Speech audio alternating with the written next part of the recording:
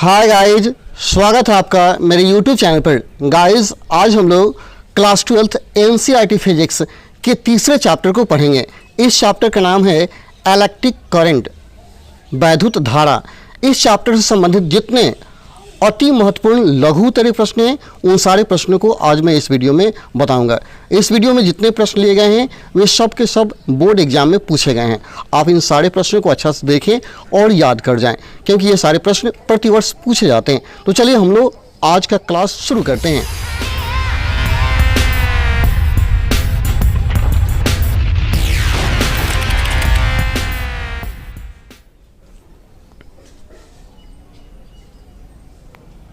सबसे पहला प्रश्न है, किन्हीं दो गुणों से एक चालक और एक अर्धचालक का भेद बताइए। आपको दो गुण के आधार पर एक चालक और एक अर्धचालक में अंतर बताना है। तो देखिए, मैंने आंसर लिखा है।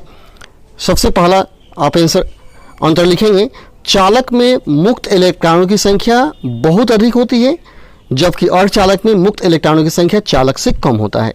यही कारण है कि चालक से धारा का प्रवाह तेजी से होता है, जबकि अर्धचालक से धारा का प्रवाह बहुत ही कम मात्रा में होता है। दूसरा अंतर हो जाएगा, चालकों का ताप बढ़ने पर प्रतिरोध बढ़ जाता है, जबकि अर्धचालकों का ताप बढ़ने पर प्रतिरोध घट जाता है। तो यह मुख्य अंतर है चालक और अर्धचालक में। ठीक है, अगर चालक का एग्जाम्पल देना चाहेंगे तो आप लिखेंगे सोना, चांदी, लोहा, टीना इत्यादि, ये सब चालक हैं। जबकि अर्धचालक का अगर एग्जाम्पल देना हो तो आप लिखिएगा जर्मेनियम, सिलिकॉन, आर्सेनिक इत्यादि, ये सब क्या है? अर्धचालक हैं। ठीक है, अगला क्वेश्चन देखिए। अगला है, विशिष्ट चालकत्व की परिभाषा दीजिए, इसका इकाई भी लिखिए। अथवा इसी क्वेश्चन को पूछ सकता है, विशिष्ट चालकता के लिए सूत्र और मात्रक लिखिए। देखिए, ये क्वेश्चन काफ़ी पूछा हुआ है 12 में, 18 में, 14 में। अथवा कह सकता है, किसी चालक पदार्थ की विशिष्ट चालकता क्या है? विशिष्ट चालकता का अंतर्राष्ट्रीय पद्धति में मात्रक दीजिए। तो परिभाषा लिखना है और आपको इसका मात्रक बताना है। चलिए, तो हम इसका आंसर बताते हैं आपको। तो विशिष्ट चालकता का परिभाषा हो जाएगा, किसी चालक के पदार्थ के विशिष्ट प्रतिरोध के व्युत्क्रम को उस पदार्थ का विशिष्ट चालकता कहा जाता है। यानी विशिष्ट प्रतिरोध के व्युत्क्रम को विशिष्ट चालकता कहा जाता है। ठीक है, इसे हम क्या करेंगे? रो से सूचित करेंगे। ऐसे रो से सूचित करते हैं। ठीक है, विशिष्ट चालकता को रो से सूचित किया जाता है और इसका मात्रक ओम प्रति मीटर होता है। ओम प्रति मीटर होता है, याद रखिएगा। ओम लिख करके ऐसे करेंगे आप, प्रति मीटर, इसका मात्रक ओम प्रति मीटर होता है। ठीक है, यह अंतर्राष्ट्रीय मात्रक है विशिष्ट चालकता का। ठीक है, अगला क्वेश्चन, मुक्त इलेक्ट्रॉनों के अपवाह वेग तथा वैद्युत धारा घनत्व में संबंध लिखिए। प्रयुक्त संकेतों के लिए अर्थ भी बताइए। आपको मुक्त इलेक्ट्रॉनों के अपवाह वेग तथा वैद्युत धारा घनत्व में संबंध बताना है। तो याद रहे कि मुक्त इलेक्ट्रॉनों के अपवाह वेग और वैद्युत धारा घनत्व में संबंध होता है धारा घनत्व J बराबर NeVd, जहाँ N क्या है? मुक्त इलेक्ट्रॉनों की संख्या है, E इलेक्ट्रॉन का आवेश है और Vd इलेक्ट्रॉन का अनुगमन वेग है। तो आंसर में ऊपर से लिखेंगे, एक लाइन आप लिखिएगा, मुक्त इलेक्ट्रॉनों के अपवाह वेग और वैद्युत धारा घनत्व में निम्नलिखित संबंध है। तो हम नीचे लिखिएगा धारा घनत्व बराबर J बराबर NeVd, जहाँ N मुक्त इलेक्ट्रॉनों की संख्या, E इलेक्ट्रॉन का आवेश और Vd इलेक्ट्रॉन का अनुगमन वेग है। ठीक है, अगला क्वेश्चन, विशिष्ट प्रतिरोधकता का मात्रक एवं बीमा लिखिए। विशिष्ट प्रतिरोधकता का मात्रक और बीमा आपको लिखना है। तो देखिए, यहाँ विशिष्ट प्रतिरोधकता का मात्रक ओम मीटर या ओम सेंटीमीटर होता है। इसका बीमा होता है mL³ T⁻³ A⁻²। ठीक है, याद कर लेंगे अच्छा से, कॉपी में लिख लेंगे इसको। अगला क्वेश्चन है, ऐसे दो पदार्थों का नाम लिखिए जिसका प्रतिरोधकता ताप बढ़ने पर घटता है। ऐसे दो पदार्थ का नाम लिखना है जिसका प्रतिरोधकता ताप बढ़ने पर घटता है। तो आंसर याद रहे कि वे पदार्थ जो अर्धचालक हैं उन्हीं का प्रतिरोधकता ताप बढ़ने पर घटता है। तो आप अर्धचालकों का उदाहरण दे दें तो क्या हो जाएगा आंसर आपका? देखिए, अर्धचालक हो गया जर्मेनियम और सिलिकॉन। आर्सेनिक भी हो जाएगा, बहुत सारा अर्धचालक है, इंडियम भी हैं, बहुत सारे अर्धचालक हैं, आप इसको याद कर लेंगे। ठीक है, अगला है, किसी धातु के प्रतिरोध पर ताप को क्या प्रभाव पड़ता है? धातु के प्रतिरोध पर ताप का क्या प्रभाव पड़ता है? यहाँ क्या होगा? धातु के प्रतिरोध पर ताप का क्या प्रभाव पड़ता है? तो देखिए, यहाँ मैंने आंसर लिखा है, ताप के बढ़ने से किस धातु के प्रतिरोध का मान बढ़ता है। अर्थात धातु के पदार्थ का प्रतिरोध अथवा पदार्थ की प्रतिरोधकता बढ़ जाती है।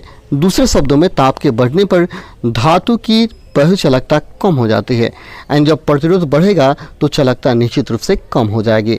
तो वही याद रहे, ताप के बढ़ने से धातु के प्रतिरोध का मान बढ़ता है। ठीक है, अगला क्वेश्चन है, सेल के आंतरिक प्रतिरोध से आप क्या समझते हैं? सेल के आंतरिक प्रतिरोध से आप क्या समझते हैं?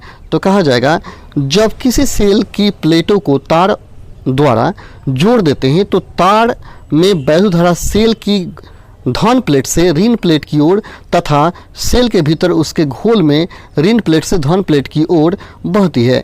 इस प्रकार सेल की दोनों प्लेटों के बीच सेल के भीतर वैद्युत धारा के प्रवाह में घोल द्वारा उत्पन्न अवरोध को सेल का आंतरिक प्रतिरोध कहा जाता है।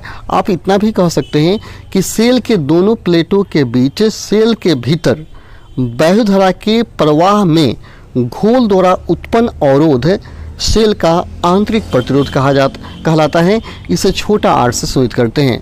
इसे छोटा आर से आंतरिक प्रतिरोध को सूचित किया जाता है। ठीक है, अच्छा से आप लिख लें नोटबुक में और याद कर जाएं। अगला क्वेश्चन है 8 नंबर, सेल का आंतरिक प्रतिरोध किन किन बातों पर निर्भर करता है? काफ़ी इंपॉर्टेंट क्वेश्चन है जो कि 2018 में पूछा हुआ है। सेल का आंतरिक प्रतिरोध किन किन बातों पर निर्भर करता है? तो आप आंसर लिखिएगा कि सेल का आंतरिक प्रतिरोध निम्नलिखित बातों पर निर्भर करता है। तो सबसे पहला बात हो जाएगा सेल के इलेक्ट्रॉनों के बीच की दूरी पर। सेल के इलेक्ट्रोडों के बीच की दूरी पर, इलेक्ट्रोड के बीच की दूरी पर। तो कहा जाएगा यह दूरी के अनुक्रमणपाती होता है, अर्थात जब सेल के इलेक्ट्रोडों के बीच की दूरी बढ़ेगी तो आप याद करें आंतरिक प्रतिरोध बढ़ेगा और घटेगी तो घटेगा। दूसरा लिखिएगा वैद्युत अपघट्य के घोल में इलेक्ट्रोडों के डूबने पर भारों के क्षेत्रफल पर यह क्षेत्रफल के व्युत्क्रमणपाती होता है, अर्थात क्षेत्रफल बढ़ेगा तो ये घट जाएगा और घटेगा तो बढ़ जाएगा, व्युत्क्रमणपाती। तीसरा लिखिएगा वैद्युत अपघट्य की प्राकृतिक तथा सांद्रता पर। वैद्युत अपघट्य की प्राकृतिक तथा सांद्रता पर इसका वर्णन करेंगे। विभिन्न वैद्युत अपघट्यों के लिए आंतरिक प्रतिरोध भिन्न भिन्न होता है तथा यह वैद्युत अपघट्य के घोल की सांद्रता के भी अनुक्रमणपाती होता है। घोल की सांद्रता के अनुक्रमणपाती होता है। ठीक है, अच्छा से इसको लिखें, याद करें। अगला क्वेश्चन है सेल के विद्युत वाहक बल एवं टर्मिनल विभवांतर में अंतर स्पष्ट कीजिए। क्वेश्चन है सेल के विद्युत वाहक बल एवं टर्मिनल विभवांतर में अंतर स्पष्ट कीजिए। तो आंसर हो जाएगा एकांक आवेश को पूरे परिपथ में सेल सहित प्रवाहित करने में सेल द्वारा दी गई ऊर्जा को सेल का विद्युत वाहक बल कहा जाता है, जबकि किसी परिपथ के दो बिंदुओं के बीच एकांक आवेश को प्रवाहित करने में किए गए कार्य को उन बिंदुओं के बीच टर्मिनल विभवांतर कहा जाता है। ठीक है, फिर से एक बार सुन लें। एकांक आवेश को पूरे परिपथ में सेल सहित प्रवाहित करने में सेल द्वारा दी गई ऊर्जा को सेल का विद्युत वाहक बल कहा जाता है, जबकि किसी परिपथ के दो बिंदुओं के बीच एकांक आवेश को प्रभावित करने में किए गए कार्य को उन बिंदुओं के बीच टर्मिनल विभवांतर कहा जाता है। ठीक है, देख लीजिए 12, 13, 15 लगातार क्वेश्चन पूछा हुआ, बहुत इंपॉर्टेंट प्रश्न है। अगला है किसी वैद्युत परिपथ में 2 एम्पियर की धारा 5 मिनट तक प्रवाहित करने पर सेल द्वारा 1200 जूल कार्य किया जाता है। सेल के विद्युत वाहक बल की गणना करें। तो यहाँ कार्य का मान दिया गया है, W बराबर दिया गया कितना है 1200 दिया गया। ठीक है ना, 1200 जूल कार्य दिया है, लेकिन कार्य दिया गया है तो आपको आवेश भी चाहिए कि इतना कार्य कितने आवेश से होता है। तो हम पहले आवेश परिपथ में प्रभावित वैद्युत आवेश Q बराबर IT से हम क्या करते हैं आवेश निकाल लेते हैं। तो I का मान दिया गया है 2 एम्पियर देख लीजिए, और T का मान 5 मिनट, तो 5 गुना 60 कर देंगे तो सेकंड बदल जाएगा, गुना करने पर 600 कूलम यानी आवेश आ गया। तो आपको क्या निकालना है वैद्युत वाहक बल। तो हम नीचे लिखेंगे इसलिए विद्युत वाहक बल, अगर हम क्या करते हैं विद्युत वाहक बल को F से भी इंडिकेट करते हैं, EMF कहा जाता है। ठीक है, तो F से अगर सूचित करते हैं F बराबर क्या हो जाएगा कार्य बटा आवेश। ठीक है, तो कार्य कितना था 1200 जूल कार्य होता है, आवेश कितना है 600, डिवाइड करेंगे 2 मरतबे कट जाएगा तो 2 हो जाएगा, यानी 2 आपका आंसर क्या हो जाएगा 2 जूल प्रति कूलम। 2 जूल प्रति कूलम वैद्युत वाहक बल की मात्रा हो गया जूल प्रति कूलम। तो आपका आंसर हो गया कितना 2 जूल प्रति कूलम। ठीक है, कैसे निकाले थे आप देख लिए, अब इसको निकाल लेंगे। अगला है मिश्रित क्रम में सेलों के संयोजन में अधिकतम धारा की क्या शर्त है। मिश्रित क्रम में सेलों के संयोजन में अधिकतम धारा की क्या शर्त है ये आपको बताना है। तो कहा जाएगा बैटरी का कुल आंतरिक प्रतिरोध बराबर बाह्य प्रतिरोध परिपथ का बाह्य परिपथ का प्रतिरोध, यानी शर्त है कि बैटरी का कुल आंतरिक जो प्रतिरोध है बाह्य परिपथ के प्रतिरोध के बराबर होना चाहिए। ठीक है, यह मिश्रित क्रम संयोजन के अधिकतम धारा का एक शर्त है। ठीक है, अगला है किरचॉफ का पहला नियम तथा दूसरा नियम किस भौतिक राशि के संरक्षण पर आधारित है। किरचॉफ का काफ़ी पॉपुलर नियम है। आप क्या करेंगे, किरचॉफ के नियम को अच्छा से याद कर जाएंगे, परीक्षा में पूछेगा। किरचॉफ का पहला नियम और दूसरा नियम किस भौतिक राशि के संरक्षण पर आधारित है। तो आंसर हो जाएगा कि किरचॉफ का पहला नियम आवेश के संरक्षण तथा दूसरा नियम ऊर्जा संरक्षण के सिद्धांत पर आधारित है। यानी पहला आवेश के संरक्षण सिद्धांत पर और दूसरा ऊर्जा के संरक्षण सिद्धांत पर आधारित है। ठीक है, अगला क्वेश्चन है व्हीटस्टोन सेतु की सर्वाधिक सुग्राही होने की शर्त क्या है। व्हीटस्टोन एक ब्रिज है जिसके सहायता से अज्ञात धारा को हम लोग याद करते हैं। तो कह रहा है सर्वाधिक सुग्राही होने की शर्त क्या है, ये बताने हैं। तो आंसर हो जाएगा व्हीटस्टोन सेतु के चारों प्रतिरोध जब एक ही कोटि के होते हैं तो यह सर्वाधिक सुग्राही होता है। यानी चार जो प्रतिरोध, ऐसा व्हीटस्टोन सेतु होता है, देख लीजिए ऐसा सेतु होता है। ठीक है, ये सब प्रतिरोध होते हैं, R1 R2 R3 प्रतिरोध होते हैं। जब यह R1 हो गया, एक R2 होता है, एक R3 हो गया और R4 हो गया, चार प्रतिरोध हो गए। जब चारों प्रतिरोध क्या होते हैं, एक ही कोटि के होते हैं तो यह सर्वाधिक सुग्राही होता है। ठीक है, अगला क्वेश्चन है व्हीटस्टोन सेतु में यदि सेल तथा धरामापी की स्थिति को आपस में बदल दिया जाए तो संतुलन की स्थिति पर क्या प्रभाव पड़ेगा और क्यों ऐसा होगा। ठीक है, देखिए इसमें क्या क्या बदल रहा है, धरामापी की स्थिति और सेल तथा धरामापी की स्थिति को आपस में बदला जा रहा है। ठीक है, तो कहा जाएगा जब कोई यानी कोई प्रवाह नहीं पड़ेगा, यानी कोई प्रभाव नहीं पड़ेगा। आंसर होगा कोई प्रभाव नहीं। गॉड, आप आंसर लिखिएगा कोई प्रभाव नहीं पड़ेगा। क्यों? इसका कारण यह है कि सेल तथा धरामापी व्हीटस्टोन सेतु के विकर्णों के सिरों के बीच जुड़े होते हैं। यदि किसी भी एक विकर्ण के सिरों के बीच सेल को जोड़ने पर दूसरे विकर्ण के सिरे पर समविभव होने से संतुलन ही रहता है। यानी कहने का अर्थ है कि जो भी सेल और धरामापी जो है एक दूसरे के विकर्ण पर जुड़े हैं, अगर हम उसको चेंज कर दें तो कोई अंतर नहीं रहेगा।